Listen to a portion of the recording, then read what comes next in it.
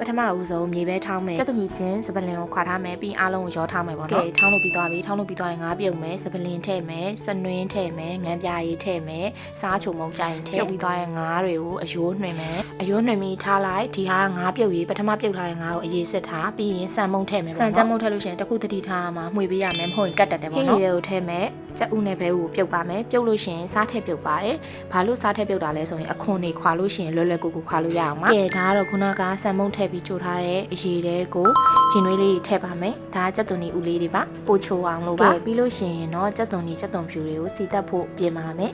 ဒါပဲစပြီးတော့စီတက်နေပြီပေါ့နော်ကြက်သွန်နီထည့်မယ်ခုနကထောင်းထားတဲ့ဂျင်းတွေစပလင်တွေကြက်သွန်အဖြူတွေထည့်မယ်ပေါ့နော်ဒါကိုစီတက်ပါမယ်စီကိုပေါ့နော်ပွက်ဆူအောင်လို့ဒီစီတက်ပါမယ်စီတက်ပြီးသွားလို့ရှိရင်တော့ဒီလိုပွက်ဆူတဲ့အချိန်ကြာလို့ရှိရင်တော့အယောင်တင်မုံထည့်မယ်ပေါ့နော်အယောင်တင်မုံကိုနည်းနည်းပဲထည့်ပါစီတက်လို့ရှိရင်အခုလိုကြက်သွန်နဲ့အယောင်တင်မုံကိုကြောက်အောင်လို့တက်ပေးပါနော်မဟုတ်ရင်အစိမ့်နဲ့နံပါတယ်တေချာလေးကြက်သွားပြီဆိုလို့ရှိရင်တော့ခုနကထောင်းထားတဲ့မြေပဲတွေထည့်မယ်ပေါ့နော်ဒီမြေပဲကိုလည်းပေါ့နော်ကြက်သွားအောင်လို့စီနည်းနည်းတက်လိုက်ပါမယ်အနံလေးမှုေးလာပြီဆိုလို့ရှိရင်တော့ဝင်ညိုခုနကနှွှင်ထားတဲ့ငကြင်းတွေကိုထည့်ပြီးတော့စီတက်မယ်ပေါ့နော်ဒီမှာငကြင်းတွေထည့်ပါပြီငကြင်းတွေကိုစီတက်ပါမယ်ပြီးလို့ရှိရင်ဒီမုံဟင်းကားမှာအဓိကအရေးကြီးဆုံးကလေဒီငါးစီတက်တာပေါ့နော်ငါးစီကိုနာနာမတက်ထားဘူးဆိုလို့ရှိရင်မုံဟင်းကားအစားမကောင်းပါဘူးအခုပါမှာအခုလိုမြင်နေတဲ့ပုံစံတိုင်းဖြစ်အောင်စီကိုတက်ပါခုနကစီနာနာတက်ထားတဲ့ဒီငါးတွေကိုပေါ့နော်ဒီမုံဟင်းရည်တွေကိုထည့်ပြီးတော့မှွေလိုက်ပါအဲ့ဒါဆိုရင်တော့ရပါပြီအဲ့ဒါဆိုရင်တော့အရန်ကိုစားကောင်းတဲ့မုံဟင်းကား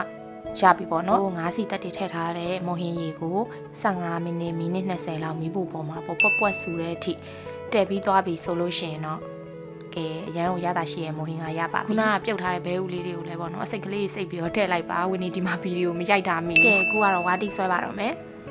ဈေးကနေဝယ်ထားတဲ့မုံဖက်နဲ့အကြော်နဲ့အမေကထည့်ပေးနေတာပေါ့နော်ဝါတိဆွဲဖို့အစင်းသက်ကဲအခုလိုမျိုးအရန်ကိုလွယ်တဲ့ရန်ကုန်မိုဟင်ကားလေးကိုဝင်းနေနဲ့တူတူလိုက်ပြီးချက်စားကြည့်နော်ဒါဒီနေ့ကပေါ့နော်ဝင်းနေမေမေကိုပေါ့မိုဟင်ကားရောင်းတဲ့အမကြီးတယောက်ကပေါ့နော်နီးပေးခဲ့တာမေမေကတဆင်ဝင်းနီကိုပြန်တင်ပေးတယ်မေမေတင်ပေးတာကိုတသက်လုံးအမှန်တရားဖြစ်နေအောင်လို့ပေါ့နော်ဝင်းနီကတကူလိုဘလော့လေးရိုက်ပြီးတော့တင်လိုက်တာပါအားလုံးအဆင်ပြေကြပါစေ